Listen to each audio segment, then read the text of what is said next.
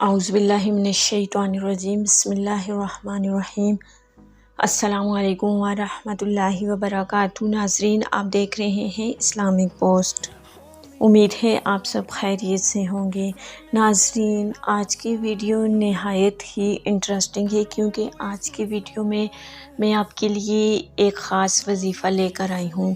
لیکن ناظرین، وظیفے کے بارے میں جاننے کے لیے ہمارے ساتھ آخر تک رہیے گا، ہماری ویڈیو کو لائک کیجیے گا اور چینل کو سبسکرائب کر دیجیے گا، تاکہ ناظرین آئندہ آنے والے وظائف آپ کو آسانی کے ساتھ اور بر وقت پہنچ سکیں، اور ساتھ ہی ساتھ ہماری بھی حوصلہ افزائی ہوتی رہے۔ تو ناظرین، ویڈیو کا آغاز کرتے ہیں۔ ناظرین، آج کا وظیفہ نہایت ہی آسان ہے اور مجرب وظیفہ ہے۔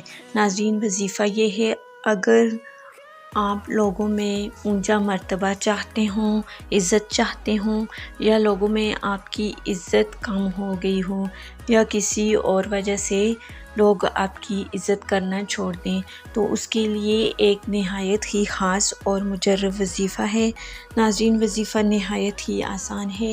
وظیفہ یہ ہے کہ کسی بھی فرض نماز کے بعد 11 مرتبہ سورہ یاسین کی آخری آیت فَسُبْحَانَ الَّذِی بِیَدِہِ مَلَکُوتُ کُلِّ شَیْءٍ وَإِلَیْہِ تُرْجَعُونَ 11 مرتبہ پڑھیں اور اللہ تعالیٰ سے دعا کریں۔ انشاءاللہ تعالیٰ آپ کی کھوئی ہوئی عزت دوبارہ بحال ہو جائے گی، اور لوگ آپ کے ساتھ عزت سے پیش آئیں گے، اور لوگوں میں آپ کا مرتبہ بلند ہوگا۔